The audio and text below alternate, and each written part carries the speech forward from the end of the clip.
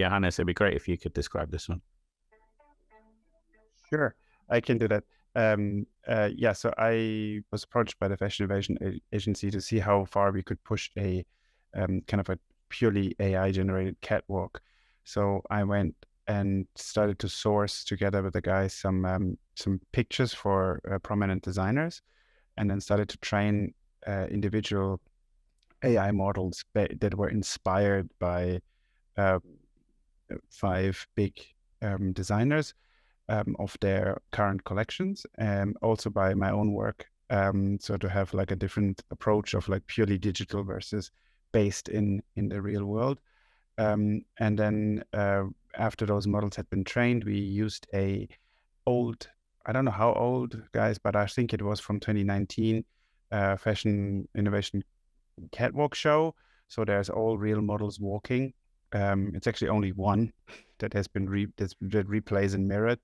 And then they have been redressed, and the emotion is basically from the original catwalk. So it's the background at this point, and then the digital garments are pulled over those walks and put into this fashion show.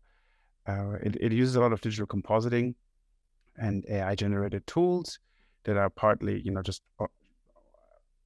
available tools, as well as my own stuff to kind of generate those AI images based on the animations or the walk of the real model.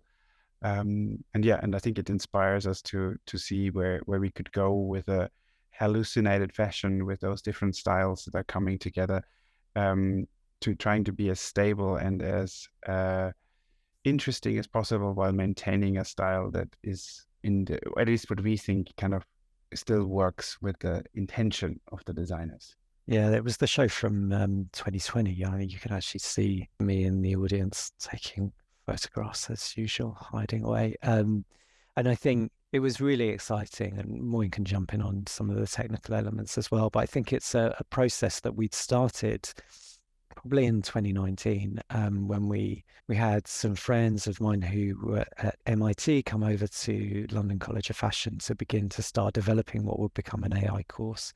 There was an elective AI course for our students, and they were getting kind of their first glimpses of how to use Python, and were learning how to scrape websites. And it was a really fun experience. And I also, when I think back to what it was back then, it was a huge amount of work of trying to build up data sets, and it was quite labor intensive, slow process. And it's been fun to see over that time period how much more available the tools have become to begin to generate this content. And I think what in 2019, 2020 needed a lot of technical skills, not to say that what you've just seen didn't require a huge amount of technical skills, but I think what is becoming widely more available is tools for a much wider segment of the population to begin to access and to generate content. And it is beginning to create non-traditional pathways into the fashion industry. And it's almost as if it's like this own category that's being created. Like the generative space feels, I don't know, there's a bit of tension between kind of traditional stuff, but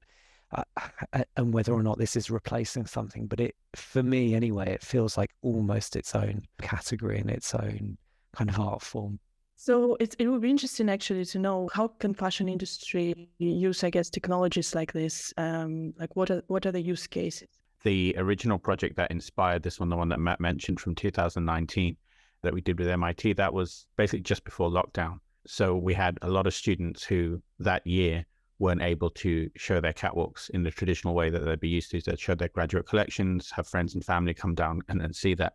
But what we did was we basically captured motion data from catwalk footage, from original sort of video footage, extracted that motion data and put it into Unity instances, and then, put new avatars, garments, lighting, environments, and so on there. So there was at least some form of output for some of the students. Obviously, we weren't able to do it for all of the students at LCF, but, for as many as we were able to. And that right there is just a practical example of where AI can help you. If you've got limiting factors, if you've got the inability to shoot somewhere, if you can't get everyone in one place, whatever it might be, it allows you to kind of cut around those corners and put together really kind of compelling and believable outputs that still meet the standards that you're looking for, without necessarily having to have those real world, practical, kind of tangible assets available to you. So it's quite an interesting tool from just even from that standpoint. And then kind of when we did this project, the inspiration was the tools that are out there now, the kind of chat GPTs, the DALL-Es, where you just type in an input and you get this kind of amazing, miraculous output. The thinking behind this one, we didn't get to create the tool by the end of a project, but the thinking was that with those 5 designs that Johannes mentioned that we picked out and kind of mood boarded, was that you'd be able to type in the name of a designer and it would automatically reflect the style of that designer on the archive footage. So, you know, these are pre-trained models, so it's a slight get around, but the aim would be to kind of develop a tool whereby you can just make stylistic changes to a video just by typing in an input. I think that's very interesting because as you hint, the hint here is, I think it applies to every industry, like not even staying within the fashion context. All our lives will be touched, I think, dramatically by one aspect of this technology or all of them.